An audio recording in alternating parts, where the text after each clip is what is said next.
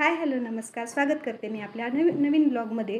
तर आजचा दिवस चालू झालेला आहे आणि आज मी ठरवलं होतं की सगळी हॉलची स्वच्छता करायची. माझा हॉलचं मी तुम्हाला दाखवते आता कसं आहे ते.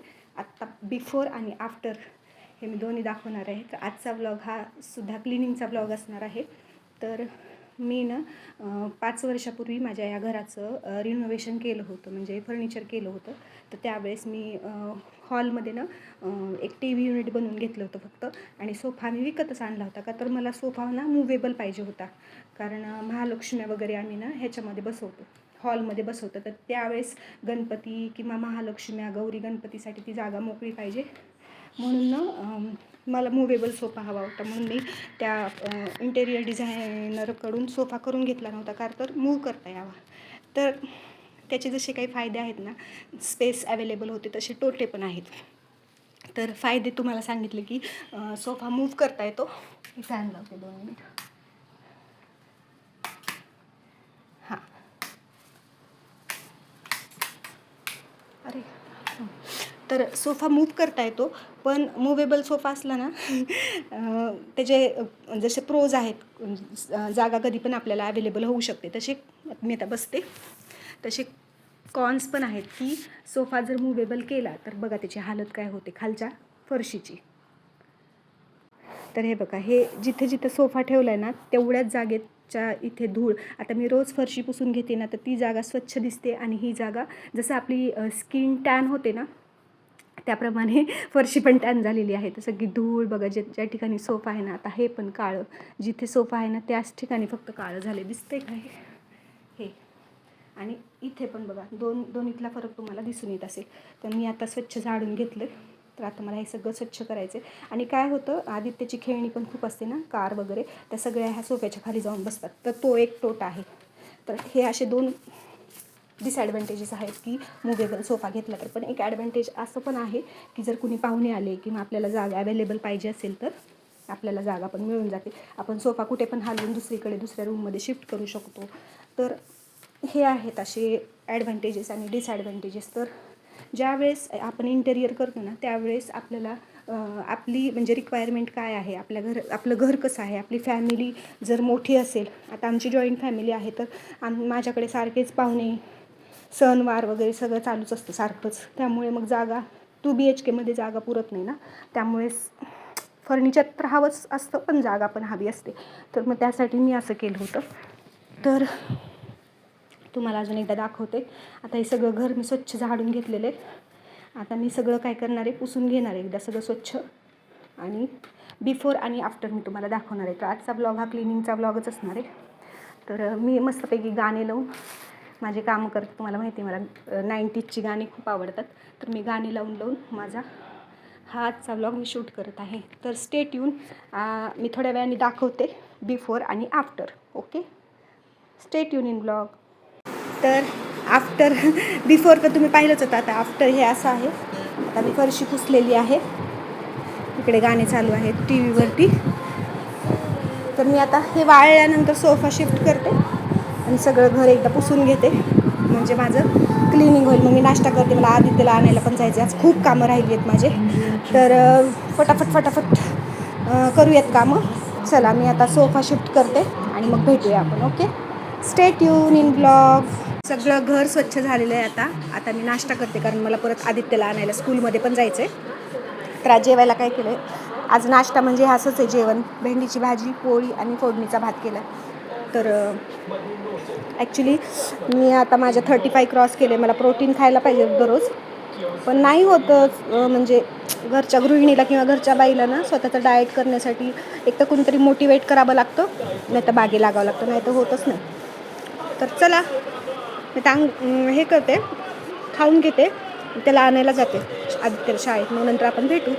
आजचा पूर्ण दिवस माझा तुमच्यासोबत कसा जाणार आहे ते आजच्या ब्लॉगमध्ये असणार आहे. तर stay tune in blog. Hi hello नमस्कार. स्वागत करते मी आपल्या यूट्यूब चॅनलवर अपूर्वाज लाईफस्टाईलवर. तर आज नवीन व्हिडिओ खूप दिवसांनी मी अपलोड करणार आहे. तर व्हिडिओ आहे एका पार्टीचा. तर पार्टी कुणाची आहे आणि बड्डे पार्टीला मी जाणार आहे, कुणाची आहे आणि कशी होणार आहे ते मी तुम्हाला सगळं दाखवणार आहे. तर माझा लुक कसा असणार आहे, मी कोणता ड्रेस घालणार आहे, अवनी आणि आदित्य कसे तयार झाले ते सगळं मी तुम्हाला दाखवणार आहे तर व्लॉगमध्ये. Stay tune. हॅलो. तर आता आम्ही असे रेडी झालेले आहेत. हा आहे माझा ड्रेस. आता अवनीचा ड्रेस दाखवते. थांब अवनी, तुझा ड्रेस दाखव. ये इकडं ये. हे आहे अवनीचा ड्रेस आणि आदित्य तू ये. हा आहे आदित्यचा ड्रेस. आता आपण कुठं चाललो? कुठे चाललो आपण? Speaking what out? Where we are going? With speaking out Whose birthday is today? Savi's. And who is Savi? She's my friend. Not friend, your sister. Um, आणि माझी भाची पण आहे पण मी तिला दाखवू नाही शकत. ती ब्लॉग मध्ये येत नाही. ती खूप शाय आहे त्याच्यामुळे ती येऊ शकत नाही. तर आता बर्थडे बर्थडे ब्लॉग पण मी शेअर करते. मग चहा करायचं का नको? हां माझेच आहेत. चहा करते ना, चहा पिऊन मग जाऊ आपण. ठीक आहे? नको तुला? अगं करते ना अर्धा का नाही? मग जायचं का निघायचं का? मी घेतलेलं आमचं झालं. चल आवनी लाईट बंद कर. चला निघूत मग आता लॉक करूयात.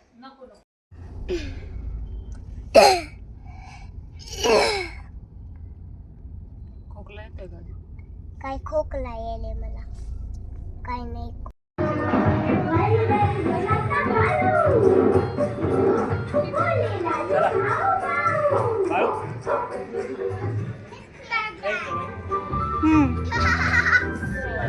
चल सावी.